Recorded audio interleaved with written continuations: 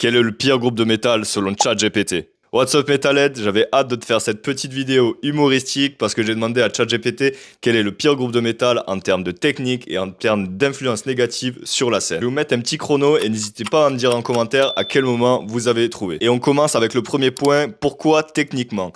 Musicalement très inégal, un mélange de metalcore, trap, pop-punk, électro sans vraie maîtrise ni cohérence. Les structures de morceaux sont souvent artificielles et mal construites à coups de breakdown forcés et d'effets numériques pour masquer le vide. 2. Un autotune et effet à outrance, c'est parfois plus proche du TikTok-core que du métal. Le frontman compense ses lacunes vocales par des artifices.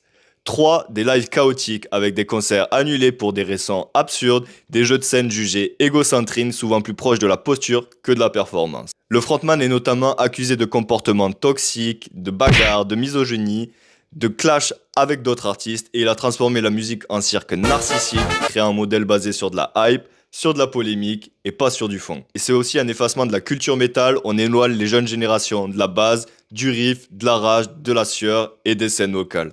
ChatGPT nous donne quand même quelques contre-arguments. Ils ont réussi à populariser le genre auprès de publics non initiés, dont certains diront qu'ils ont apporté de la visibilité.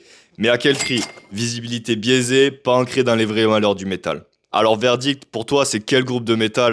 Et roulement de tambour? Et oui, en effet, on parle bien de Falling Rivers, c'est l'exemple parfait d'un groupe techniquement bancal, artistiquement incohérent et négativement influent pour la scène métal. Eh ben, je pense que Ronnie est rhabillé pour l'hiver. Je suis sûr que certains ont trouvé très vite, mais pour d'autres qui sont certainement fans de Falling Rivers, dis-moi pourquoi tu n'es pas d'accord et à quel moment tu as trouvé l'artiste en question.